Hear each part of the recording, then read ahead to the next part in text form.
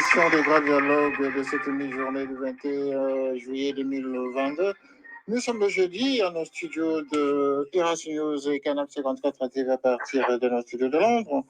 Nous sommes en train de faire cette édition encore une fois, l'édition de la mi-journée, à partir de Guma, où nous allons discuter avec un homme très actif sur le terrain qui va nous parler des actions qu'il mène pour le moment. Ils sont en train de vouloir changer les choses au Congo démocratique, et notamment dans cette partie de l'Est de la République, où il y a une grande confusion depuis que la guerre a éclaté en 1996, avec la révolte de la AFDL en République démocratique du Congo.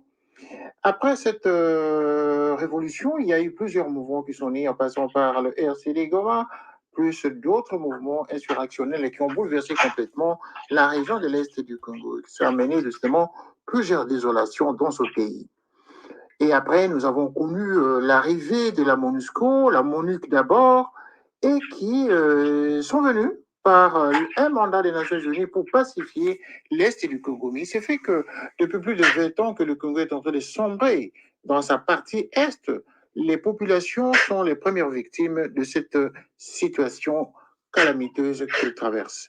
Et donc, aujourd'hui, nous allons recevoir un homme très actif sur le terrain.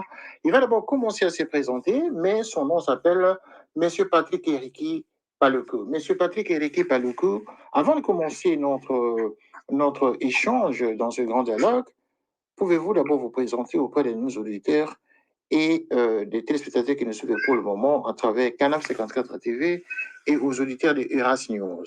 Bonjour, monsieur. Bonjour, monsieur le journaliste. Merci pour l'invitation et l'intérêt. J'ai dit que je suis Patrick Eriki Paluku, comme vous l'avez si bien dit.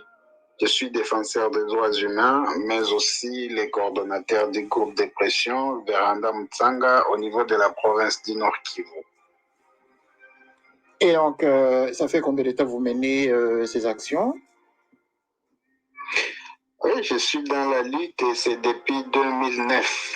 Depuis 2009 jusqu'à nos jours, on n'a jamais lâché. On est toujours sur terrain, on se bat malgré les menaces, malgré les attaques des autorités, malgré l'emprisonnement tous les jours, malgré les menaces qui nous plongent chaque fois, qui nous poussent chaque fois à aller en exil. Mais nous, on résiste et on est toujours là sur terrain, on est là. On se bat quand même parce qu'on ne peut pas quitter notre pays, abandonner notre pays. On est là, nous sommes des Congolais, nous n'avons que le Congo comme héritage nous légué par nos aïeux. Et nous devons le défendre à tout prix, même au prix de notre sang. Et ça, c'est le vœu que nous avons fait à nos ancêtres et nous devons accomplir ce que nous avons fait comme vœu. Oui, ça c'est la notion patriotique que vous avez dans le sang. Qu'est-ce qui a le plus motivé votre engagement dans cette lutte? Ce qui a motivé, c'est premièrement l'injustice. C'est l'injustice à tous les niveaux. Quand nous voyons l'injustice sociale au pays, au Congo, depuis le régime de Mobutu, en passant par le régime de Musée, qui voulait changer un tout petit peu, mais à son âme, il a été abattu. Quand nous avons vécu le régime de son fils pendant 18 ans, Joseph Kabila, c'était la catastrophe sur le plan de justice sociale. Et c'était un désordre total, c'était un chaos total. Quand nous sommes entrés maintenant sous Félix Tshisekedi, n'en parlons même pas. C'est le désastre que nous sommes en train de vivre au Congo. C'est-à-dire, il y a de n'importe quoi. Les gens se contentent de jouir, ils sont des jouisseurs, alors que le peuple congolais continue à croupir dans un calvaire, dans une misère totale, abandonné à son triste sort. On va en parler même. Il y a des déplacés des Congolais qui fuient les accrochages vers Rutshuru, qui n'ont même pas quoi manger. Ils n'ont rien. Alors, on en reviendra dans les débats, mais en tout cas, nous sommes dans un pays où les dirigeants se sont déconnectés de toute réalité de la vie socio-économique et de la population et ils se contentent de protéger les intérêts politiques, les intérêts économiques entre les pays, avec les Nations Unies, avec les grandes puissances pour protéger leur pouvoir, leur poste. Et ça nous inquiète, ça nous révolte, c'est ce qui nous pousse chaque fois de demeurer au combat, au fond, afin de les pousser à ce qu'ils puissent échanger tant soit peu, parce qu'ils ne font pas quelque chose, nos autorités donc ne font pas quelque chose de leur propre gré, ils le font par pression. C'est lorsque nous exerçons une certaine pression qu'ils se mettent maintenant à faire quelque chose au bénéfice de la population du peuple congolais. C'est un peu ça, et ça inquiète d'autant plus qu'on pensait que, en tout cas, les dirigeants congolais, avec les expériences des dirigeants passés, ils devaient prendre conscience et commencer à travailler pour l'intérêt du Congo. Mais ce que nous sommes en train de voir, l'alternance que nous avons toujours prônée par la bouche de nos autorités, mais nous voyons sur terrain le contraire. Et ça nous révolte, ça nous pousse à ce que nous ne puissions pas abandonner la population, parce qu'une fois nous abandonnons la lutte, c'est toute la population qui va encore en pâtir. Raison pour laquelle nous sommes au four et au moulin en train de défendre les intérêts de la population, mettre pression sur les autorités afin qu'il y ait un changement imposé, pas un changement voulu par eux, mais un changement imposé. Imposé par le peuple, c'est ça? C'est ça, imposé par le peuple, effectivement. D'accord. Alors, vous avez là tracé un peu l'historique de faits qui ont motivé votre engagement dans cette lutte contre le désordre qui a été implanté de manière cynique par les différents régimes politiques. Vous savez, comme ici dans cette émission, il ne s'agit pas d'un débat, mais c'est plutôt vraiment un dialogue bon enfant que nous faisons pour l'intérêt de nos auditeurs et téléspectateurs qui nous suivent. Et tout à l'heure, en introduisant l'émission, j'avais parlé de l'arrivée de l'AFDL au Congo, et puis ensuite les conséquences qui ont suivi avec la dislocation de l'AFDL, une branche qui a constitué le RCD Goma. Et à partir du RCD Goma, il y avait eu plusieurs démembrements de ces différents groupes qui ont finalement abouti à la confusion que connaissent les populations de l'Est aujourd'hui. Vous qui êtes natif de l'Est, vous qui vivez ces atrocités au quotidien, que pourriez-vous dire? Est-ce que nous pouvons ici comparer, vous avez d'ailleurs comparé indirectement en disant, sous le régime de Kabila, c'était difficile, le régime de Kabila, fils, c'était la catastrophe, et sous Félix Tshisekedi, c'est le désastre. Ça, c'est vous qui venez de le dire. Alors, ça sous-entend quoi? Ça sous-entend quoi? Ça sous-entend que l'Est du Congo n'a connu l'accalmie ou le soi-disant bonheur sous Mobutu, alors. Parce que nous savons que le FDL est venu pour déboulonner Mobutu, soi-disant, qui était un dictateur. Que pourriez-vous me dire? Effectivement, c'était le plan de la communauté internationale qui voulait amener, soi-disant, la démocratie. Mais en réalité, ce n'était pas la démocratie qu'il voulait nous amener. Il voulait semer un chaos total au niveau sur le plan sécuritaire, afin de trouver un moyen de piller facilement nos minéraux au travers des groupes armés qui se sont multipliés, même avant, plus que même avant l'arrivée de la MONUSCO, qu'on appelait à l'époque MONUC. C'est-à-dire, c'est la carte des Nations Unies, la volonté des Nations Unies qui nous fait subir, nous les Congolais, ce que nous sommes en train de subir pendant plusieurs décennies.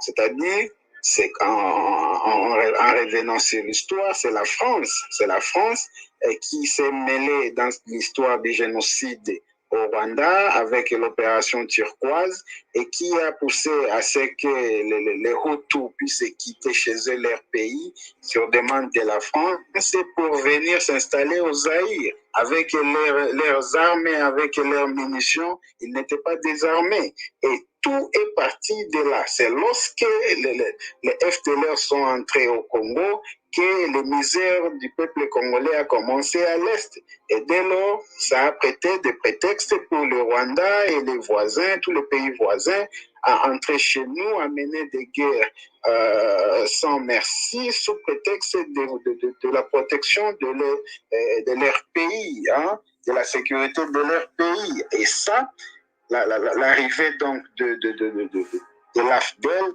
c'était juste une couverture d'un plan de la communauté internationale qui savait que ce n'était pas la démocratie qu'il venait nous amener, ce n'était pas la dictature en réalité qu'il venait combattre, mais ils avaient un autre plan caché que c'est lui qui nous a présenté, raison pour laquelle il y a eu beaucoup de conflits, beaucoup de confusions, c'était entretenu par eux-mêmes parce qu'ils savaient qu'en divisant, c'est ceux qui sont venus combattre Mobutu, ils pouvaient facilement accomplir leur plan. Et aujourd'hui, ça a bien joué, ça a bien évolué, mais nous, comme Congolais, on les observait pendant tout ce temps, et maintenant on est en train de réaliser qu'il s'est joué de nous, de la naïveté de notre peuple, parce que notre peuple n'avait pas d'information, notre peuple n'était pas suffisamment informé ou outillé par rapport à la politique qui se passe au Congo, par rapport à la politique qui se passe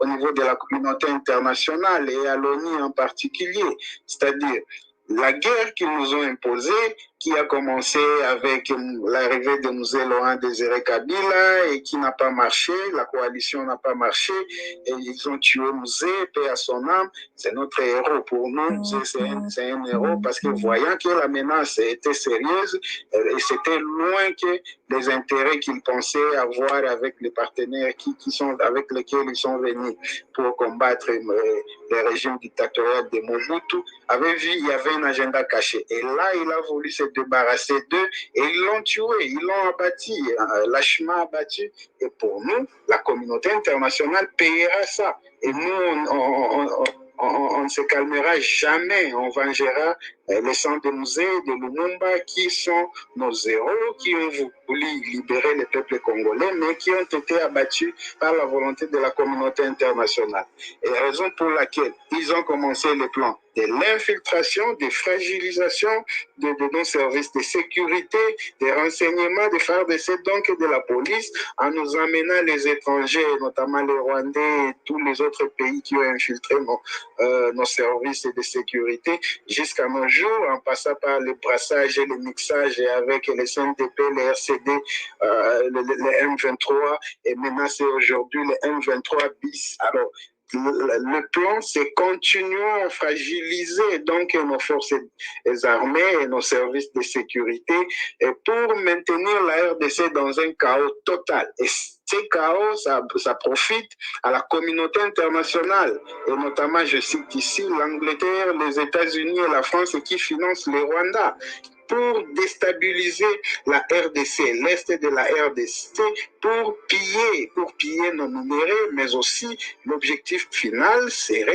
de balkaniser même la RDC. Et ça, le peuple congolais étant éveillé par rapport à la conscientisation, aux activités de l'éducation civique que nous menons chaque jour sur les réseaux sociaux, dans les médias traditionnels et partout où nous sommes, et le peuple congolais est en train de se réveiller et il est en train de prendre conscience, et maintenant, le peuple commence à lutter contre ce néocolonialisme ou ce plan de balkanisation sous le financement de l'Angleterre, les États-Unis et la France. Et ça, nous ne pouvons pas nous cacher le face. Alors, nous disons ça clairement pour qu'ils sachent que nous sommes au courant de tout ce qu'ils font. Et maintenant, c'est mis à nu. Aujourd'hui, avec la guerre bien 23, il y a d'autres nouvelles révélations qui ont été faites à la suite des pressions que la population est en train de mener sur la MONUSCO, qui est la représentante de l'ONU au Congo. Ils sont en train de faire des révélations terribles.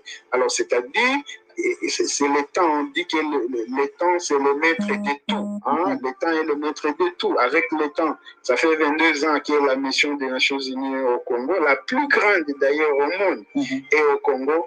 Mais nous voyons que cette mission, 20 ans après, elle n'a rien contribué sur le plan sécuritaire en RDC. Par contre, il se contente de faire des promenades, il se contente de faire la ville, aller au bord du lac, louer les maisons les plus chères dans la ville, courtiser les petites filles. Donc, c'est ça ce qui les ont amenés, alors que les Congolais les attendaient, par exemple, dans le Rutshuru pour combattre aux côtés des FARDC, alors que les Congolais les attendaient vers Beni pour combattre aux côtés des FARDC. c'est les ADF, alors que les Congolais de l'Ituri les attendaient là-bas pour les voir combattre aux côtés de FARDC pour combattre les Codeco. Alors maintenant là, la MONUSCO a été chassée, je vous informe qu'elle a déjà été chassée dans les périphéries de l'Ituri et elle est concentrée seulement dans la ville de Bunia. La population les a déjà chassés. Et ça, pour nous, ça ne suffit pas. Depuis nous quand voulons les chasser de partout. Depuis quand ils ont été chassés de ces périphéries de Bunia? Ça fait presque 2 mois qu'ils ont été chassés. Ils ont été chassés, ils sont concentrés seulement dans la ville de Beni et dans la ville de Bunia, voulais-je dire. Parce que la population l'accusait de renforcer les rebelles en munitions et en rations alimentaires. Excusez-moi de vous interrompre. Vous voulez dire la ville de Beni ou Bunia? Non, je parle de Bunia d'abord. D'accord. De Bunia d'abord. D'accord. Oui. Oui, c'est Bunia, parce que Bunia, c'est les villes, le chef-lieu du territoire de la province de l'Ituri. C'est-à-dire la population les a déjà chassés dans tout le territoire. Ils restent seulement concentrés dans la ville de Bunia et c'est à cause de l'inefficacité, de la complicité dont la MONUSCO est toujours citée dans l'entretien de bonnes relations avec les groupes armés. Il y a le trafic qu'ils font entre minéraux parce que les zones contrôlées par plusieurs groupes armés au Congo sont riches en minéraux. Alors la MONUSCO qui coopèrent directement avec ces groupes armés, au lieu d'exercer une pression sur ces groupes armés, on voit la MONUSCO coopérer parce que les FARDC ne sont pas là et le gouvernement même n'est pas là. Il y a absence de l'État dans ces zones sous contrôle des rebelles, mais c'est seulement la MONUSCO qui a accès dans ces zones et coopère bien avec ces groupes armés. Ce qui commence à révolter maintenant la population, le peuple congolais, et qui demande maintenant qu'ils peuvent partir parce que trop c'est trop. Ils ont beaucoup contribué à rendre encore plus plus, voulais-je dire, ne pas contribuer à renforcer plus effectivement à la sécurité. Alors la population estimant que, en tout cas, la MONUSCO, cette mission a échoué, il est temps qu'elle puisse partir et c'est la campagne que nous allons mener et je pense qu'on va développer au cours et à mesure que nous serons en train de D'accord. Voilà, donc vous répondiez à une question que j'ai posée pour savoir un peu au niveau de l'historique des conflits à l'est du Congo à partir de RCD, à partir de l'AFD, en passant par le RCD Goma, qui se sont disloqués en plusieurs mouvements terroristes à l'est du Congo. Alors, maintenant, vous avez d'ailleurs, dans l'introduction, je le répète encore, décrit l'inefficacité sous Kabila. Sous Kabila, je vais dire, les 18 ans que vous avez évoqué tout à l'heure. Alors, quelles a été pour vous les actions qui ont été menées ou les actions positives qui ont été menées contre ces différents mouvements rebelles à l'Est, sous Kabila d'abord, Louis Kabila qui a été aussi dans l'AFDEL, qui connaissait très bien comment opéraient les Rwandais à leur côté, et voyant également l'assassinat de Kabila Laurent Désiré. Pourquoi sous son régime, il n'y a pas eu beaucoup de réactions nerveuses contre tous ces mouvements terroristes à l'Est du Congo, avant de passer au système Tshisekedi aujourd'hui? Qu'est-ce que vous avez retenu sous Kabila pendant ces 18 ans? A-t-il mené quand même des actions de bonne volonté pour pouvoir éradiquer tous ces mouvements de l'Est? Pourquoi ça a continué jusqu'au temps de Félix Tshisekedi? Effectivement, il s'est posé un problème à l'époque de Kabila, parce que le Kabila fils, parce que Joseph Kabila, quand il a commencé à prendre conscience que le pays était pris en otage par les Occidentaux, notamment par l'Union européenne qui voulait avoir une mise dans tous les domaines de la vie, de la gestion des choses à la République démocratique du Congo. Et Kabila s'était imposé en un certain moment, il s'est arrêté, il a pris conscience, il a dit, niet, comment vous devez vous imposer dans ce que dans ce que nous voulons faire pour notre pays. Et bien que c'était pour les intérêts, ses intérêts propres, ses intérêts de sécurité personnelle, mais on l'avait vu quand même se retirer de ces partenaires hypocrites que nous qualifions d'hypocrites, hein, parce qu'il a coupé même les relations diplomatiques avec l'Union européenne et la République a marché. Et vous avez vu comment il a commencé même à dénoncer la complicité du Rwanda, hein, vis-à-vis des intérêts du Congo. Il les dénonçait officiellement. En un certain moment, il a pris conscience et Joseph Kabila les faisait. Et en dénonçant comme ça, et ça disait, ça donnait de l'espoir, comme quoi, bon, on a un président qui peut même donc faire quelque chose et peut-être pour le pays, mais la confiance avait déjà maigri. Hein, parce qu'on se disait, bon, cette personne ici vient de faire 18 ans au pouvoir, ce n'est pas en ce laps de temps où nous sommes en train de planifier la campagne Bye Bye Kabila, parce qu'à l'époque, on préparait la campagne Bye Bye Kabila lorsqu'il commençait à faire ses déclarations. Alors, ce n'était pas le bon moment donc pour lui de commencer à donner aux Congolais des orientations, des lignes, des directives à suivre pour se libérer. Mais voyant que cette période de l'époque de Kabila, il a réussi à diminuer les groupes armés. Il a réussi à donner même quand même l'ego. Hein. Il a dit même, bon, il était temps que la MONUSCO parte parce qu'on a estimé qu'après tout ce temps, on a organisé notre armée et que la MONUSCO peut se préparer à partir. Et dès lors qu'il a fait ces déclarations, on a vu les groupes armés se multiplier encore à l'Est. Et on s'est dit d'où viennent tous ces financements et ces armes pour équiper ces groupes armés qui pullulent chaque jour encore à l'Est. Oui, mais de la des Nations Unies qui est censé accompagner les FARDC et la RDC pour la pacification et la sécurisation de l'Est. Mais c'est quelque chose qu'elle ne fait pas malheureusement. Elle ne fait que constater les dégâts et puis donner rapport au Conseil de sécurité des Nations Unies, comme si les Congolais qui meurent, qui sont en train d'être massacrés, ont besoin que quelqu'un quitte l'Europe ou l'Occident pour venir seulement compter des morts ici et faire rapport à sa hiérarchie pour justifier les fonds qu'ils sont en train de recevoir chaque jour. Et ça, nous sommes en train de dire non. D'accord. Vous êtes en train de dire non, mais je reviens encore sur Kabila.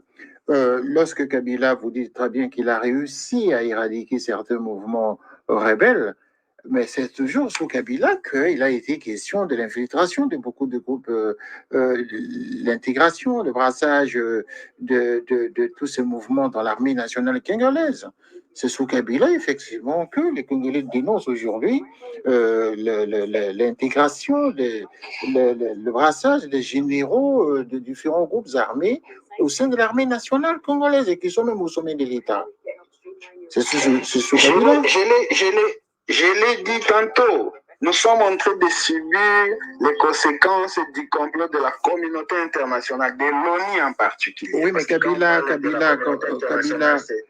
en tant que chef de l'État, ne pouvait pas accepter ce brassage et surtout l'intégration des éléments de groupes des rébellions qui n'avaient aucune qualification pour intégrer l'armée, y compris même des éléments des pays voisins qui sont intégrés dans l'armée nationale congolaise. C'est ce que tous les Congolais disent au Congo. Écoutez, dire ça étant à l'étranger, c'est facile. Mais nous qui sommes sur terrain, il y a d'autres réalités que nous sommes en train d'expérimenter. C'est-à-dire que Kabila n'a pas intégré les éléments étrangers dans l'armée congolaise?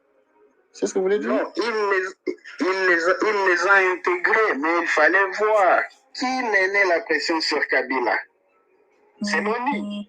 C'est l'ONU qui les demandait, non, il faut négocier avec ces rébellions et il faut leur donner ce qu'ils demandent pourvu que.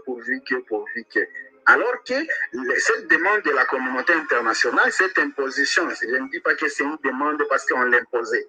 C'est pourquoi on pouvait même imposer les facilitateurs l'un après l'autre, c'est-à-dire c'était la volonté et le plan de la communauté internationale, c'était le plan des Nations Unies au Congo, déstabiliser le Congo à jamais pour arriver à la balkanisation.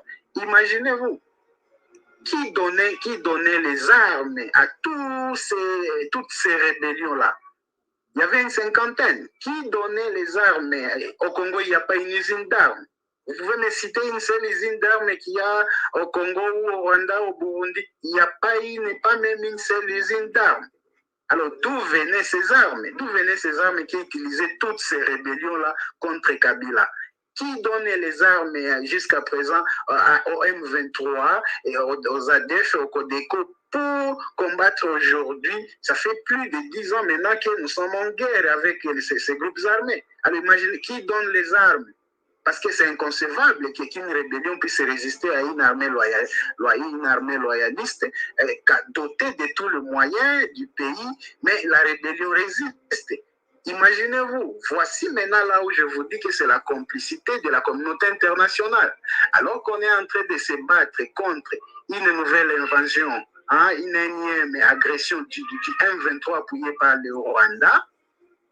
Aujourd'hui, l'ONU, par l'entremise de la France, ils ont reconduit l'embargo d'armes sur la RDC, c'est-à-dire on interdit à la RDC de s'acheter des armes pour doter son armée des équipements nécessaires pour faire face à la rébellion du M23 soutenue par le Rwanda et l'Ouganda. On interdit à la RDC de se doter des armes pour faire face à la l'ADF qui règne maintenant maître absolu dans les territoires de Béni. Les Codeco n'en parlaient pas en Ituri. Alors, l'ONU, qui est le partenaire direct, je dis bien le partenaire direct de la RDC, parce que c'est le gouvernement congolais qui avait fait appel à l'ONU pour l'aider, parce que le gouvernement congolais à l'époque s'était senti incapable de faire face à toute la multiplicité des groupes armés qui s'initiaient contre les régimes en place sous Kabila. Alors, c'est toute cette cacophonie et toute cette manipulation des enjeux que je suis en train de vous expliquer pour que vous puissiez comprendre que c'est l'ONU. Pourquoi c'est l'ONU? Bintou Keïta, la patronne de la MONUSCO, elle vient de déclarer officiellement que les M20... Allô?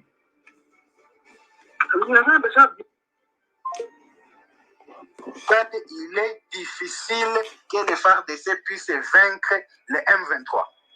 Quelle déclaration catastrophique! Un partenaire, je vous dis bien que c'est un partenaire du gouvernement. Le gouvernement a fait appel à son partenaire qui est l'ONU et qu'aujourd'hui, maintenant, cette même mission qui est représentée en RDC par la MONUSCO, elle commence à faire la campagne de démoralisation de FARDC. Et ça, c'est inconcevable, on ne peut pas accepter ça. Et ça, je suis en train de le dire parce que je suis sur terrain. Imaginez-vous, je vous rappelle les faits. En 2013, nous avons vécu les M23 avec les mêmes FARDC, avec l'appui de la population congolaise et de la population du Nord Kivu. Nous avons vécu les M23 dans moins de 3 jours. Et ils sont rentrés de là où ils sont venus chez eux au Rwanda et en Ouganda. Alors, pour que 9 ans presque après, qu'ils puissent revenir maintenant, et maintenant l'ONU, représentée par les Nations Unies, la MONUSCO ici au Congo, commence à nous dire non, les FARDC ne sont pas à la hauteur de vaincre aujourd'hui les M23. Les M23 à l'époque, je vous rappelle, les M23 à l'époque étaient à Goma, étaient arrivés jusqu'à Goma. Ils étaient à Goma, Nyiragongo et partout dans les Rutshuru et une partie de Massissi. Aujourd'hui, c'est juste dans un petit recoin d'un seul territoire de Rutshuru. C'est moins d'un centième de la province du Nord Kivu, là où les M23 se retrouvent. C'est juste à la porte de l'Ouganda et la RDC. Et maintenant, là, on nous dit que l'armée, les FARDC, ne sont pas capables de vaincre une petite armée qui a juste pris le contrôle des petites entités. Et ça, nous sommes en train de dire que c'est inconcevable. Et cette déclaration ne valait pas la peine. Et surtout que c'est venu d'un partenaire du gouvernement congolais qui est la MONUSCO. Et ça, et donc, vous êtes entré en quelque sorte... Nous sommes en train de dénoncer cette complicité. Oui. Ça, c'est une complicité. D'accord. Mais vous dénoncez la responsabilité des Kabila ici? en disant que c'est la communauté internationale, parce que c'est lui qui était chef de l'État, chef des armées, chef des institutions, tout ça, mais c'est son régime qui était responsable quand même de tous ces brassages. Il devait dénoncer ça publiquement auprès du peuple congolais. Mon frère, méfiez-vous. Les dirigeants africains, en majorité, ne dirigent pas leur pays. Ils sont imposés. Je vous rappelle juste un fait. Hein? Les Nations Unies ont instruit au gouvernement congolais, non, pour les effectifs de l'armée, vous ne pouvez pas dépasser un tel seuil. Imaginez-vous, nous sommes quel pays? Ça, je vous parle seulement d'un fait où les Nations Unies ont dit non, le gouvernement congolais ne peut pas dépasser en termes donc de militaires les seuils de, par exemple, 20 000. Hein? Imaginez-vous, nous sommes quel pays? C'est pourquoi je vous dis que les pays africains ne sont pas dirigés par les dirigeants africains, surtout sachant que la manière dont ils arrivent au pouvoir. Le cas de Félix Tshisekedi, vous connaissez la façon dont il est arrivé au pouvoir. On va y arriver. Comment il peut servir la nation alors que lui-même, il sait que pour se protéger, pour rester au pouvoir, il faut nouer de bonnes relations avec les Occidentaux. Voilà. Autant Joseph Kabila l'avait fait aussi, parce que ce n'est pas lui qui contrôlait le pays, comme vous le dites vous-même, mais c'est l'extérieur qui dirige le pays. Donc, du coup, les Congolais devraient justement comprendre que ce ne sont pas les dirigeants qui sont responsables des catastrophes qui les arrivent. Ce sont les dirigeants parce qu'ils sont inconscients. Ah ben justement, c'est-à-dire que Joseph Kabila, ils ne veulent pas prendre des décisions courageuses. Mosé a pris le courage. Voilà. Mosé a pris le courage. D'accord. En prenant le courage, il nous a laissé même les serments. Il nous a laissé les serments, ne jamais trahir le Congo. Et il a donné les mots d'ordre, c'est-à-dire, lorsqu'il y a l'ennemi qui nous attaque, voici ce que vous devez faire. Et ça, pas Mzee Laurent Désiré Kabila, mais pour ceux qui sont au pouvoir ici, hein, pour Kabila, c'était le pillard. Il ne faisait que piller le pays. Et en pillant le pays, ce n'était pas à dire qu'ils ne savaient pas qu'ils étaient en train de tuer le Congo. Hein? C'est-à-dire, tu restes, c'est la volonté des Nations Unies qui prime au Congo parce que notre gouvernement, par sa naïveté, a accepté de faire appel à une mission des Nations Unies, pensant que c'est un partenaire, pourtant c'est un partenaire hypocrite. Et aujourd'hui, tout ce qu'en train nous sommes de subir, c'est la volonté imposée à nos dirigeants. Et nous, comme citoyens, nous, comme société civile, nous, comme peuple, on ne va pas se soumettre à cette complicité entre nos dirigeants et la communauté internationale ou l'ONU, représentée par la MONUSCO. Ça vient de se concrétiser parce que la même MONUSCO est en train de dire maintenant, même l'ONU commence à dire maintenant encore à Félix Tshisekedi de négocier encore avec les M23, soutenus par le Rwanda. Imaginez-vous. Ça, c'est quel type de pays que nous sommes? Hein? Et que quelqu'un, un terroriste, tue vos enfants et puis on vous dit non, il faut négocier avec ces terroristes-là qui viennent tuer vos enfants inutilement. Et si c'était des Congolais, on pouvait admettre de négocier, mais ce ne sont pas des Congolais. Toutes les preuves ont été mises à la portée de tous. Tout le monde a vu. Si vous n'avez pas les images, je vais vous les envoyer. Il y a les bottines et les dénis avec la mention de l'armée rwandaise. Alors, toutes les preuves ont été réunies et remises même à l'ONU. Mais l'ONU fait semblant parce que l'ONU est complice dans tout ce que nous sommes en train de subir comme malheur. Et ils font semblant. Maintenant, ils commencent à dire encore, non, il faut négocier avec les rebelles. On va négocier avec qui? On va négocier avec un Rwandais qui a le plan de venir tuer nos concitoyens inutilement. Mais c'est Patrick. Nous disons non, on ne peut plus accepter cette bêtise. Monsieur Patrick Paluku, nous allons bientôt terminer l'émission, mais nous allons quand même aborder une question rapidement qui va nous permettre de chuter vers la fin de cet entretien, le grand dialogue de ce jeudi 21 juillet 2022, dans notre édition de la mi-journée. Nous allons aborder la dernière partie de cette édition après que nous ayons pris 7 ans d'intermède de quelques secondes. Merci. N'inquiétez pas. D'accord.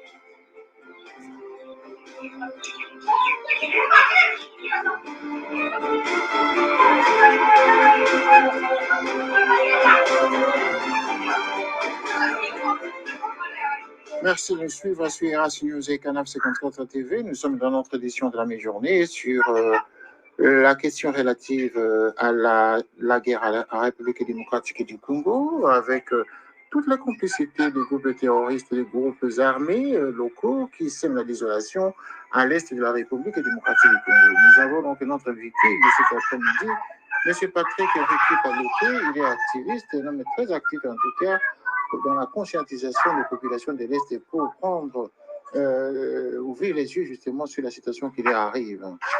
Alors, M. Patrick Ricky Paluku, vous étiez en train d'expliquer longuement, en tout cas avec beaucoup de hargne sur le passé récent hein, de la situation telle que vous la traversez, vous la connaissez, avec tous les mouvements que nous venions d'évoquer tout à l'heure. Vous avez chuté sur le point de la complicité de la communauté internationale et de l'incapacité des gouvernements, des différents gouvernements congolais à prendre les décisions responsables. Parce qu'au finish, c'est l'extérieur qui les commande. Alors, nous allons parler maintenant de la situation aujourd'hui, parce qu'on s'est plus attardé sur Joseph Kabila. Mais sur Félix Tshisekedi actuellement, pensez-vous que lui peut prendre quel type de décision responsable maintenant? Qu'est-ce que vous pouvez suggérer? Parce que les choses n'ont pas évolué depuis Kabila. Ça s'empire de plus en plus. Avec la MONUSCO que vous vouliez mettre à mal, vous voulez mener des actions zéro MONUSCO en circulation à l'est du Congo. Qu'est-ce que, d'une part, le président Félix devrait faire et pourquoi ces actions zéro MONUSCO en circulation?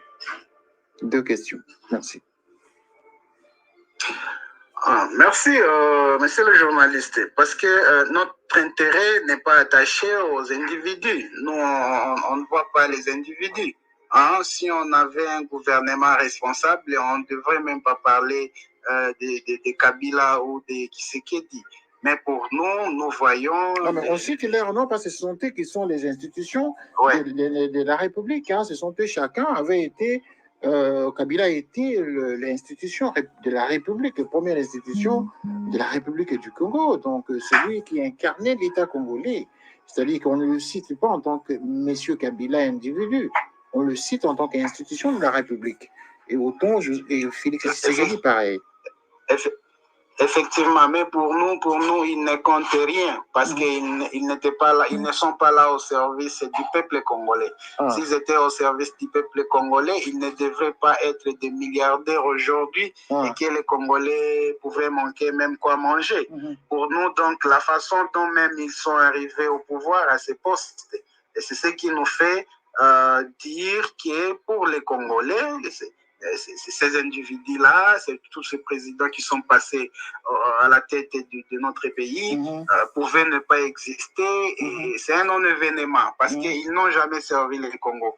S'ils seraient au service du Congo, aujourd'hui, le Congo serait paradis avec, après le départ de M. Laurent Désiré Kabila, qui a donné la vision à suivre. Ils auraient suivi, ils auraient suivi la vision laissée par M. Laurent Désiré Kabila, aujourd'hui, le peuple congolais ne serait pas en détresse, le peuple congolais ne serait pas en insécurité.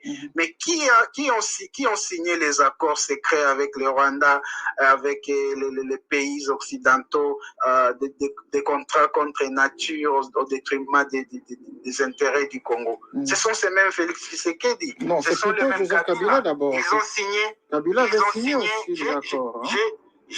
J'ai dit, c'est avec les mêmes Tshisekedi, avec les mêmes Kabila, parce que, imaginez-vous, juste après la prestation du serment, Félix Tshisekedi s'est rendu au Rwanda. Après, juste, imaginez-vous. Alors, imaginez, nous sommes quel pays? Nous sommes quel pays? Et ça seulement parce que la communauté internationale, les Nations Unies ont dit, bon, pour les intérêts, voici la ligne de conduite. Et cette ligne de conduite avec des contrats contre nature signés par nos dirigeants et qui sont à la tête des institutions du pays, c'est ce qui nous fait arriver là-bas.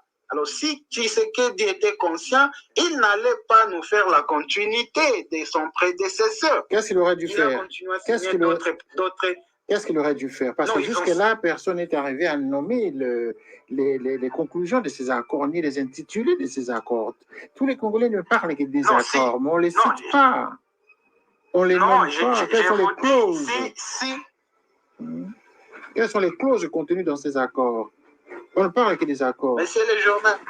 Je vous rappelle que le conseil de sécurité du pays a annulé tous les accords. Non, pas annulé, mais suspendu.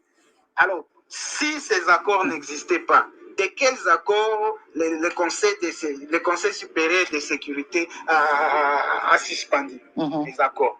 Quels sont ces accords? Oui, mais quels sont ces accords? Ces accords existent bel et bien. Oui, mais qu'est-ce qui est dit dans ces accords? Mais c'est pas le coup. Qu'est-ce qui est dit dans ces accords? Qu'est-ce qui est dit dans ces accords? Oh là là, nous sommes interrompus par une mauvaise manipulation. Donc, nous espérons que notre intervenant va nous rappeler. Comprenez que le débat est enfin pas le débat, notre entretien de cette mi-journée concerne donc les accords qui auraient été signés entre les différents régimes en République démocratique du Congo. Et il est vrai que la République démocratique du Congo traverse le problème d'insécurité depuis plusieurs années. Et notre intervenant venait de nous expliquer comment les différents régimes n'ont pas pris les décisions responsables pour arriver à éradiquer. Voilà, M. Paluku, on était interrompu tout à l'heure. Nous espérons que vous allez répondre le fil conducteur de votre idée. Oui, effectivement, je disais, les accords existent bel et bien parce que le Conseil supérieur de défense a suspendu tous les accords avec le Rwanda. Alors, si les accords n'existaient pas, il s'agit de quel accord c'était suspendu par le Conseil supérieur de sécurité? C'était sous la présidence de Félix Tshisekedi. Alors, c'est pour vous dire que les accords existent bel et bien, parce que les accords entre Satan et les démons, personne ne peut les détecter si ce n'est que l'un des membres de ce sillage. Alors, les peuples congolais n'étant pas les membres de leur sillage, ne peuvent pas être en possession de 10 accords. Mais ce qui a prouvé que ces accords existent bel et bien, c'est lorsque, sous la présidence de Félix Tshisekedi, le Conseil supérieur de sécurité a suspendu tous les accords signés avec le Rwanda. Alors c'est pour dire que les accords existent. Si les Ougandais sont chez nous au Congo, ils sont en train de nous combattre et aider de l'autre côté, entre guillemets, aider combattre les ADF dans les Béni. C'est juste une confusion, c'est juste des intérêts entre des individus, Museveni et Tshisekedi. Ce sont les accords politiques qui n'engagent en rien les intérêts du pays. Ils sont là juste pour piller les richesses et les ressources naturelles. D'accord, monsieur Paluku. Je suis désolé en le disant. Oui. C'est pourquoi nous sommes en train d'organiser des manifestations de grande envergure dès la semaine prochaine pour chasser cette mission des Nations Unies chez nous. Essayons de rester... Monsieur Paluku, oui. Monsieur Patrick Paluku, oui. Restons professionnels. Lorsque vous parlez, nos auditeurs vous écoutent, tous nos téléspectateurs de Canal 53 TV vous suivent, en tout cas avec attention. Et restons professionnels, parce que lorsque vous dites les accords, mais personne n'arrive à donner exactement les clauses de ces accords. Tout tourne autour des accords, mais personne n'arrive à nous dire, voilà, tel accord, il est dit ceci, tel accord, il est dit cela. Alors, lorsque vous parlez des accords dont on sait jusqu'à présent, ce sont les accords de l'Émirat depuis la FDL. Au moins, on aurait vu de circulaires, on aurait vu des copies de ces accords, mais qui mettaient à mal, en tout cas, la sécurité du Congo. Mais lorsque vous parlez des accords avec Félix Tshisekedi, mais il faut quand même que les Congolais arrivent à exposer les clauses de ces accords. Avez-vous une idée de ces accords, des éléments contenus dans ces accords? Ah, ça, c'est me demander de trop. Mais non, ça c'est justement là où se trouve la confusion. Je vous donne les éléments de précision, hein, parce qu'on peut parler accord, mais la République a signé plusieurs accords. Hein, quand on parle des contrats lyonnais signés par Joseph Kabila, personne ne les avait. mais on attendait seulement les contrats léonais et ça existait. Et parce que les Chinois étaient venus pour exploiter. Et nous, on parle sur base de faits. On voulait nous amener même les Rwandais, après l'Ouganda, l'armée ougandaise qui est chez nous au Congo. On voulait nous amener par la suite les Rwandais. C'est dans les accords. Et ça, nous nous sommes opposés à l'arrivée des militaires rwandais qu'on voulait nous amener sous forme de la police pour, entre guillemets, la sécurité transfrontalière entre la RDC et le Rwanda. Nous nous sommes opposés, nous avons organisé des manifestations au Nord Kivu et le plan a été bafoué. Le président Félix a été obligé de renouer à cette partie de l'accord. Mais l'armée ougandaise était déjà entrée et comme c'était dans le territoire de Beni, les ADF faisaient la loi ou font la loi, on a estimé que bon, comme l'armée ougandaise elle se bat dans Beni là-bas, parce qu'ils se connaissent mieux avec les ADF, on pensait que c'était pour le salut du Congo. Mais ce que nous voyons aujourd'hui, l'armée ougandaise aussi se comporte comme la mission des Nations Unies au Congo, la MONUSCO. Ils commencent à faire des promenades, ils commencent à faire du business, ils commencent à trafiquer des minéraux, et tout ça, c'est à l'œil impuissant des autorités congolaises qui les ont amenés. Alors pourquoi on les a amenés? C'est pour le partage de gâteaux entre les deux partenaires, qui est le président Museveni et le président congolais Félix Tshisekedi. Rien ne se fait entre deux nations s'il n'y a pas un accord. Ça sous-entend que, comme vous l'avez dit au début de l'émission, ça sous-entend que la communauté internationale est entre eux, qui les pousse et qui est derrière tous ces États de l'Est, y compris les dirigeants à l'intérieur du pays. C'est-à-dire que ce n'est pas tout ce qui arrive au Congo, ce n'est pas le fait des Congolais. C'est ce que vous voulez dire en résumé. Les Congolais sont victimes du complot de ces dirigeants avec la communauté l'ONU. C'est-à-dire tout ce que nous subissons aujourd'hui, ce sont les méfaits du plan de l'ONU au Congo. Et qui manipule l'ONU? Nous connaissons les grands contribuables des Nations Unies, les États-Unis qui financent les Rwandais, il y a l'Allemagne, l'Angleterre qui finance aussi les Rwandais, il y a la France aussi qui est là, et qui a initié même la reconduction de l'embargo sur la RDC.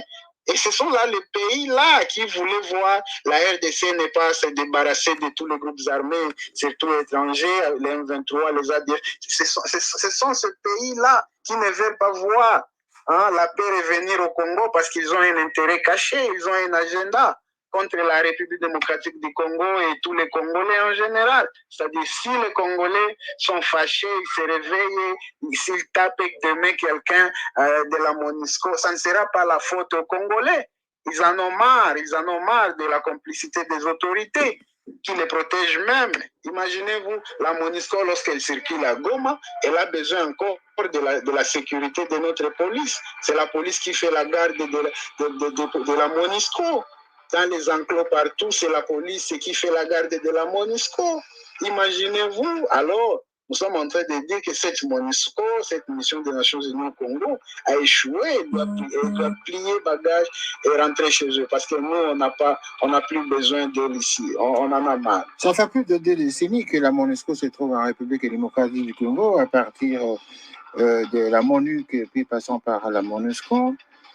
Quel est le point positif qu'on pourrait garder à l'esprit de leur passage au Congo? Qu'est-ce qu'on peut retenir? Parce qu'il n'y a pas que des méfaits, leur présence au Congo. Peut-être une seule chose, parce qu'ils ont, à travers l'influence de l'ONU, on a exigé à Joseph Kabila, d'initier les pays en intégrant tous les groupes armés dans nos FARDC. Et c'est un avantage? C'est un avantage? C'est un avantage pour les Nations Unies parce que c'est le discours que les gens de la MONUSCO présentent partout là où ils passent. Ils disent nous avons unifié les pays. Et alors qu'ils ont imposé, l'ONU a imposé à Joseph Kabila d'accepter tous les groupes armés étrangers, les intégrer dans les FARDC, dans les institutions de l'État, et dans l'entreprise publique. Et ils sont là, ils occupent des grands postes. Dans l'armée, ils occupent des grands postes. Et imaginez-vous, quelle est cette armée du monde qui peut gagner une guerre, même une petite guerre, avec l'infiltration sur ces niveaux-là que nous sommes en train d'observer au Congo. Alors, étant conscient que le mal est profond et que l'ennemi numéro un qui nous impose sa formule, c'est les Nations Unies, représentées par la MONUSCO au Congo, et nous sommes conscients aujourd'hui que cette mission doit partir et nous laisser nos problèmes les gérer seuls. Parce que nous ne sommes pas incapables, nous l'avons vécu en 2013 et l'M23, et nous allons nous-mêmes nous battre, comme elle dit que nous, les FARDC ne sont pas capables, nous allons prouver à la face du monde que nous sommes capables. Et nous allons chasser cette MONUSCO et nous allons nous-mêmes nous prendre en charge parce que 22 ans après, on ne voit pas la raison d'être de cette mission des Nations Unies au Congo. Ça voudrait dire que 22 ans après, avec la mission des Nations Unies au Congo, les Congolais n'ont tiré aucun avantage de leur présence au Congo. C'est la conclusion, c'est la conclusion. D'accord. On va terminer maintenant l'émission avec la question des Bunagana qui est aujourd'hui occupée par le M23. Quelle est votre appréciation des faits?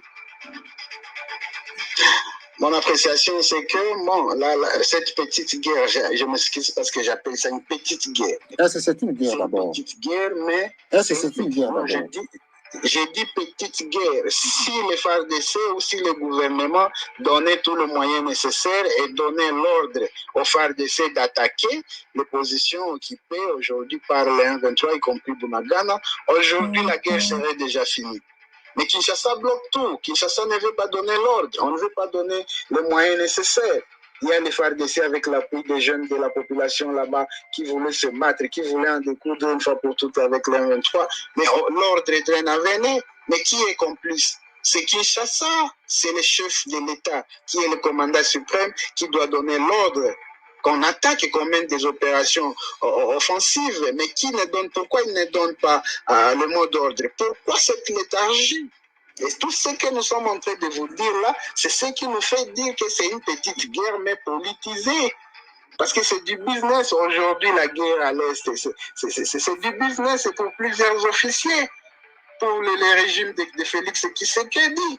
Parce qu'on sait qu'en temps de guerre, on ne peut pas justifier les fonds alloués à la guerre. Et ils voulaient que les petites guerres, les petites rébellions persistent et restent là-bas parce qu'ils savent que si on dit on doit mener une attaque, ça coûte 1 million ou 2 millions non justifiés. Mais quand on cherche ces 2 millions sur terrain pendant l'attaque ou pendant l'opération, on voit même les militaires n'ont pas à manger. C'est pas un secret, c'est clair. Les militaires souffrent sur la ligne de front, mais ils se battent en héros. Ils sont là comme des héros. Ils sont en train de se battre sans même motivation. Imaginez-vous, ça c'est quel type de gouvernance? Le fait que le chef de l'État ne donne pas les mesures pour l'assaut final, est-ce que ce n'est pas dû au fait de la communauté internationale également qui dicte, qui donne des ordres, comme vous l'avez si bien dit tout au début, hein, que tout est contrôlé par la communauté internationale. Si je veux dire, autant Kabila que Tshisekedi Kabila n'arrivait pas à prendre cette dernière décision pour les offensives finales, c'est autant pour Tshisekedi également, il ne peut pas parce qu'il est contraint par la communauté internationale. Donc vous avez vous-même suivi. Bintou Keïta a dit clairement, il faut que le gouvernement négocie. Parce que l'armée et les FARDC ne sont pas capables de vaincre aujourd'hui les M23. Ça me fait rire, monsieur le journaliste. Ça me fait rire. Ça me fait rire parce que je connais notre armée. Notre armée est capable de tout. Nous avons la huitième meilleure armée en Afrique. Hein? Imaginez-vous maintenant aujourd'hui, les partenaires du gouvernement disent bon, les FARDC ne sont pas capables de vaincre une petite armée. Ça, c'est la publicité de l'ennemi. Alors que la même mission des Nations Unies a des autoblindés, des chars, des combats, il y a toute l'artillerie nécessaire qui dépasse même celle de l'ennemi. Mais aujourd'hui, ils sont en train de vouloir nous faire croire que nous avons l'armée la plus faible qui ne peut pas vaincre un ennemi qui est dans 5 petits villages, dans un territoire de Rutshuru. Et ça nous fait rire, ça nous révolte, nous, Congolais. D'accord. C'est pourquoi nous en avons marre et nous voulons que cette mission parte parce qu'elle n'est plus la bienvenue chez nous. D'accord. Ben, vous avez tant parlé de la MONUSCO tout à l'heure. Nous savons aussi qu'il y a plus d'une année, le chef de l'État avait initié le projet le gouvernement des militaires actuellement qui gère les provinces où se trouve cette insécurité avec l'état d'urgence. Est-ce que l'état d'urgence n'a pas apporté des solutions à cette question, n'a pas pallié aux difficultés que la MONUSCO n'arrivait pas à réaliser? L'état d'urgence. C'est l'état de siège. L'état de siège, oui. Excusez-moi pour le lapsus, l'état de siège.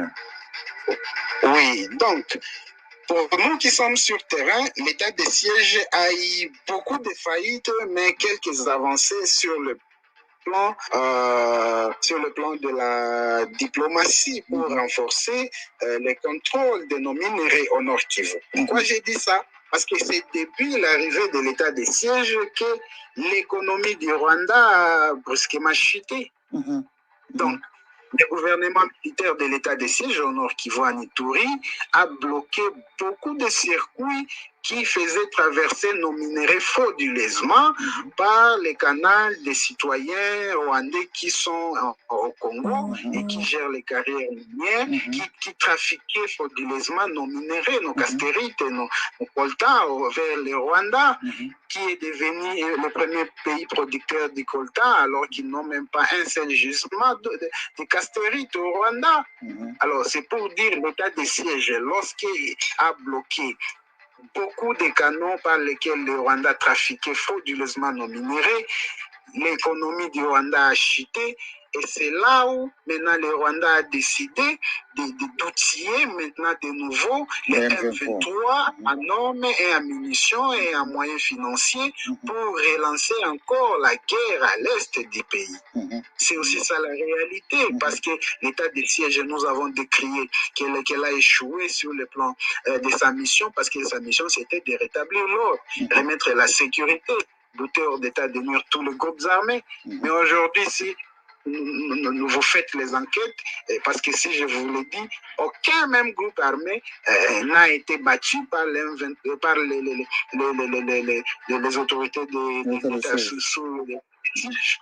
C'est-à-dire l'état de siège a échoué lamentablement, sauf un aspect. Il a bloqué les circuits de fraude de nos minerais qui traversaient frauduleusement vers le Rwanda. Et c'est que la MONUSCO n'arrivait pas à faire. La MONUSCO n'arrivait pas à bloquer ces canaux La MONUSCO fait partie des fraudeurs. Voilà. Et même ils fraudent des minerais. Dans l'Ituri, là-bas, l'aéroport de Mavivi, les cargos de la MONUSCO viennent avec la ration alimentaire et repartent avec nos bois rouges. Ce n'est pas un secret. À l'aéroport de Mavivi, vous allez constater. Ce sont des premiers fraudeurs de nos minerais. Ce n'est pas un secret. Allez à Massissi, à Walikale, on va vous dire quoi? Allez dans les Rutshuru, on va vous dire quoi? Donc, la MONUSCO, ils sont focalisés là où il y a les groupes armés qui contrôlent les gisements miniers. C'est là où ils sont plus focalisés. Mais il faut voir la vie des citoyens congolais qui sont dans des zones sous contrôle de ces groupes armés avec la présence de la mission des Nations Unies. Ils sont massacrés, exécutés en présence de la MONUSCO. Donc la MONUSCO ne peut pas avoir... Il contribue même au pillage des ressources de la RDC. Étant conscient, voyant tout cela, nous estimons qu'il est grand temps que la MONUSCO puisse partir.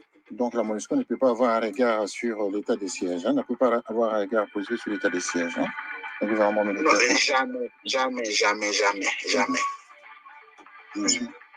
Mais voilà, nous allons bientôt terminer. Mais parlons maintenant de la situation réelle maintenant à Bunagana. Est-ce qu'il y a des affrontements actuellement? Non, il y a une trêve. Donc, depuis 2 semaines maintenant presque, il y a une trêve. Ça, c'est la 2e semaine. Il y a une trêve, il n'y a pas de combat. Mais il y a les positions du 23 qui sont d'être renforcées chaque jour qui passe. Et on ne sait pas quand est-ce qu'ils vont lancer l'assaut parce qu'ils sont autorisés d'attaquer nos FARDC, nos positions, les positions des FARDC. Mais les FARDC ne sont pas autorisés de faire des offensives Qu'est-ce que ça veut dire ça? Qu'est-ce que vous savez? Nous avons parlé récemment avec le porte-parole de M23 il y a 2-3 jours. Je ne sais pas si vous avez suivi notre émission avec lui. Et Willy Ngoma qui confirmait ici à nos antennes ils sont là parce que le gouvernement de Kinshasa n'accepte pas de valider les accords qu'ils auraient signés depuis Kabila en passant actuellement au temps de Félix Tshisekedi. Et donc, quel type d'accord aurait-il signé justement avec ce M23? Les accords sont simples, messieurs les journalistes. Ils sont en ligne, vous pouvez les trouver. C'est l'intégration encore de nouveau de leurs troupes et de ces troupes du M23 Rwanda dans les institutions et dans l'armée. C'est ce qu'ils réclament. Ils se disent Congolais, mais à chaque fois quand on les chasse, ils vont au Rwanda chez eux et ils sont dans les familles, ils sont libres là-bas. Et quand on tire au fond ici, dans les Hautes, ce sont les DE qui sont au Rwanda. Ce n'est pas au Nord Kivu, ce n'est pas chez nous au Congo que nous plairons. Les DE sont au Rwanda. Alors c'est pour vous dire que c'est les Rwandais. Hein? Il ne faut pas qu'on nous cite chaque fois non les M23. Nous, on se bat avec les Rwandais. Toutes les armes qu'ils ont, toutes les munitions, hein? tout l'argent qu'ils utilisent, et même les hommes de troupes, ce sont des Rwandais. Ce sont des Rwandais. À part les quelques étiquettes qu'ils exposent, comme le Willy Ngoma là, hein, qui est le porte-parole, ce sont les étiquettes qu'ils exposent seulement pour faire passer leur message. Mais quand on va sur terrain, les hommes, les munitions, les tenues, les consorts, machin, ce sont les Rwandais qui sont là. Alors, donc, on n'a pas à se cacher, à se voiler la face. On est en train de se combattre, on est en train de se battre contre les Rwandais. Et que donc, s'il y a le M23 qui ne veut pas quitter Bunagana ou qui ne va pas quitter Bunagana, vous-même, vous avez suivi le ministre Gassoro qui a participé à la délégation de Félix Tshisekedi, qui a envoyé sa délégation à Museveni pour parler de la question du M23. Et vous avez suivi la réaction de Gassoro, le ministre congolais Gassoro, qui a déclaré que le gouvernement congolais est prêt à négocier avec les M23 si les M23 quittent Bunagana. Imaginez-vous les responsabilités de notre gouvernement. Imaginez-vous. Un ministre qui dit, bon, maintenant nous sommes prêts à négocier avec les terroristes, le Rwanda qui est venu nous agresser, s'ils acceptent de quitter le Bunagana. Alors que pendant ce temps, qu'est-ce qui manque au FARDC pour reprendre Bunagana? C'est une seule journée. Ce n'est même pas une journée. Alors que pendant Parce qu'il y a eu les jeunes qu'on appelle les Maïmaï qui ont attaqué Bunagana et ils avaient chassé le M23 dans moins de 3 heures. Ils ont chassé le M23. Alors qu'ils n'étaient pas équipés. Ils n'étaient pas équipés. Je vous le dis clairement, les Maïmaï ont chassé le M23 en 3 heures de temps. Et les M23 a pris bagage, ils ont fui comme des petits enfants. Et les Maïmaï, les jeunes là, ils n'avaient même pas l'armement nécessaire, ils n'avaient même pas l'artillerie. Quand le M23 à Bunagana, mais le M23 a fui. Alors qu'en même temps... Comment est-ce que le M23 est rentré encore à Bunagana? D'accord. Alors qu'en même temps, l'Ouganda était capable de négocier avec ces rebelles de l'ADF. Et le Rwanda, avec les FDLR, ils sont incapables de négocier avec leurs propres rebelles. Mais le Congo est imposé justement de négocier avec des mouvements qui viennent le menacer, tels que les M23. Donc c'est une politique de mesure. Alors, monsieur Paluku, je pense que nous sommes arrivés au terme de notre échange, de ce grand dialogue de cette demi-journée du 21 juillet 2022. Nous sommes arrivés en tout cas pratiquement au terme de notre édition. Est-ce que vous avez un dernier mot en 30 secondes? Et nous aurons terminé. Donc, le dernier mot que je voulais lancer aux Congolais qui sont tous à la diaspora, c'est-à-dire, ils ont l'obligation de savoir que le pays, la patrie est menacée. Il y a une énième agression qui est en cours. Le Rwanda veut encore imposer ses troupes dans notre armée et dans nos institutions. pour infiltrer davantage nos services et pour nous maintenir dans l'insécurité permanente et fragiliser nos systèmes de sécurité conso pour effectivement aller jusqu'à la balkanisation parce que c'est le point final. Où l'ONU voulait voir la RDC parce qu'ils savent s'ils ont le contrôle du parti qui sert la communauté internationale, c'est le Rwanda par lequel ils passent pour piller nos ressources minérales. Si le Rwanda arrive à résister même un jour dans les Rutshuru, dans le combat avec le M23, c'est parce qu'il y a les armes qui ont été dotées par les grandes puissances qui sont derrière cette guerre. Et que les Congolais de tout le pays, de toute l'Europe, de tous les États-Unis, ils doivent se mobiliser et faire des pressions, des activités, des actions de pression sur les ambassades, sur les sénateurs américains, de l'Angleterre aussi, de partout, pour effectivement mettre fin définitivement à ces complots. Parce que ces complots ici viennent de l'Occident, viennent de l'Europe, viennent de l'Angleterre, viennent des États-Unis, viennent de la France. C'est-à-dire, si les Congolais de la diaspora ne font pas la pression, même si nous pouvons faire quelque chose d'état sur terrain, ça ne sera pas efficace, mais nous avons besoin qu'on sente que la pression vient aussi des Congolais de la diaspora et les amis des Congolais qui peuvent ne pas être Congolais, appuyer ces actions de grande envergure en imposant une ligne, une nouvelle directive à édicter par rapport à la coopération internationale. On ne veut pas être maintenu dans le néocolonialisme alors qu'on s'est dit on est un pays démocrate. Alors un pays démocrate pouvait s'imposer, par exemple, pour mener une guerre individuellement ou dans la toute souveraineté, sans demander ou sans se soumettre aux demandes ou aux impositions de la communauté internationale ou de l'ONU qui demande qu'il y ait négociation entre le gouvernement congolais et le petit M23 à Rwanda. Alors, c'est-à-dire, la pression doit venir de tous bords. C'est-à-dire, nous, on est à l'intérieur du pays, on se bat sans moyens. On n'a pas de moyens pour mener la lutte, mais on se bat avec les moyens de bord, avec les sacrifices qu'il faut. Et nous sommes prêts à le faire, nous le faisons toujours.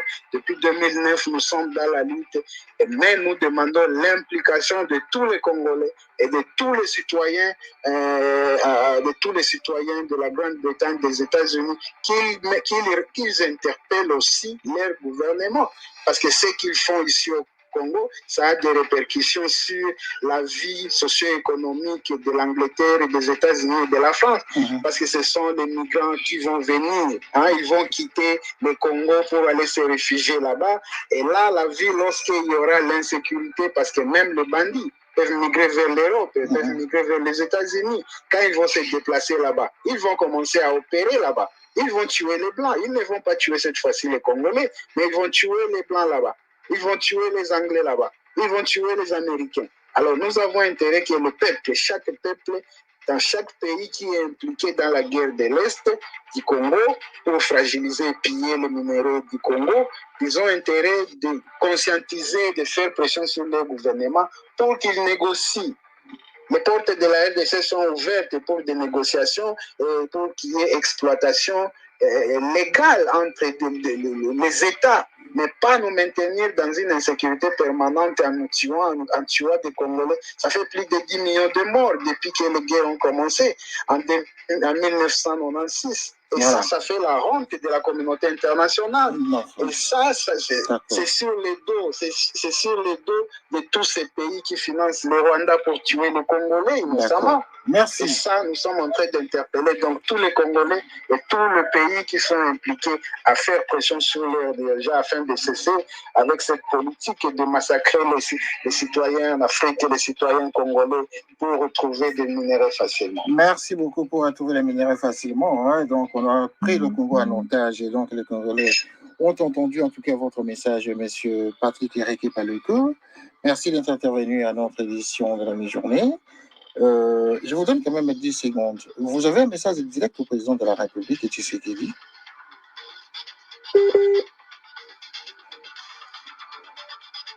Vous avez, voilà, nous sommes interrompus, nous sommes à la fin quand même de cette édition. Merci beaucoup, M. Paluku.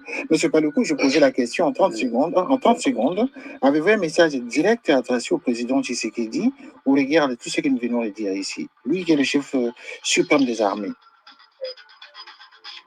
Oui, le président de la République, on n'a pas un message à lui passer parce que nous avons... Une revendication, votre revendication. Nous lui avons adressé directement des mémos contenant des pistes de solutions. Vous êtes à l'antenne, vous êtes à l'antenne. Il ne les applique pas. Non, vous êtes à l'antenne, les gens sont en train de vous suivre. Qu'est-ce que vous pourriez dire à l'institution de l'État, suprême de l'État? Non, c'est d'être patriote. Merci. Être au service du pays et ne pas servir les Nations Unies parce que ce ne sont pas les Nations Unies qui l'ont élu pour le mettre là-bas au pouvoir. Voilà. Merci beaucoup, M. Patrick Ricky Paluku. Merci pour votre temps. Merci en tout cas. Nous sommes pratiquement arrivés à la fin de cette édition et nous allons revenir probablement prochainement avec vous encore pour parler de votre action zéro MONUSCO en circulation à l'est du Congo, pour nous faire le bilan final, en tout cas, lorsque la MONUSCO aura quitté l'Est de la République démocratique du Congo, si cela arriverait un jour. Merci, monsieur, et bon après-midi chez vous. Merci, monsieur le journaliste. Merci, au revoir. Voilà, vous tous qui nous regardez, hein, nous sommes à la fin de cette édition de la mi-journée de Erasmus News et Canal 54 TV. Vous avez suivi longuement cette édition qui a pratiquement dépassé le temps imparti par la direction de Erasmus News et de Canal 54 TV. Hein. C'était intéressant et c'était important qu'on en parle longuement, car la situation de la République démocratique du Congo déchire l'Est, déchire une partie de la population.